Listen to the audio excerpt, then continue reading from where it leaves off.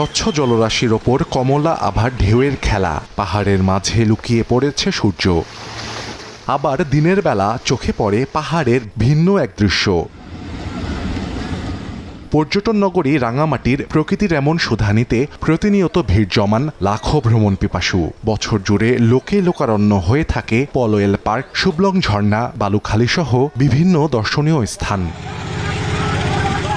তবে এই পর্যটন কেন্দ্রগুলোই পরিণত হয়েছে মৃত্যু ফাঁদে। সম্প্রতি শিলছড়িতে ডুবে যায় পর্যটকবাহী একটি বোট, যেখানে নারী, শিশুসহ পর্যটক ছিলেন ১৯ জন। কোনো হতাহতের ঘটনা না ঘটলেও কাটেনি আতঙ্ক।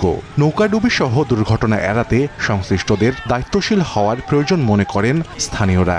দেখা যাচ্ছে কোনো বোট দুর্ঘটনায় পড়লে তাকে উদ্ধার করতে যাওয়ার জন্য রেস্কিউ টিম যেতে 1 ঘন্টা লেগে যাচ্ছে। প্রশাসন, তারপরে বোট চালক, বোট মালিক এবং টুরিস্ট সকলের সমন্বয়ে কিছু পয়েন্ট করা দরকার, যে পয়েন্ট নির্দিষ্ট পয়েন্ট থেকে বোটগুলো ছাড়বে। পর্যটকদেরকে সুনির্দিষ্ট গাইডেন্সের আওতায় নিয়ে আসা দরকার। তারা কিভাবে বোটটি ব্যবহার করবেন, কিভাবে করবেন না, এই ধরনের একটি সুসমন্বিত নীতিমালা না থাকলে এই ধরনের দুর্ঘটনা ঘটতেই থাকে।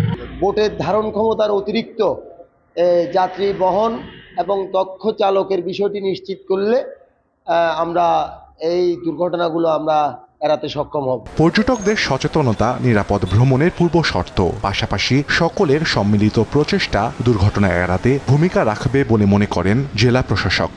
এটা নিয়ন্ত্রণের বাইরের কিছু না। যারা টুরিস্ট হিসেবে এখানে আসে তাদের অ্যাওয়ারনেসটা খুবই গুরুত্বপূর্ণ।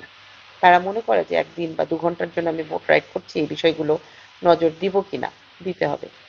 জীবনের মূল্য অনেক বেশি। এই জায়গাটা থেকে আমরা কাজ শুরু করব বলে মনে করেছি।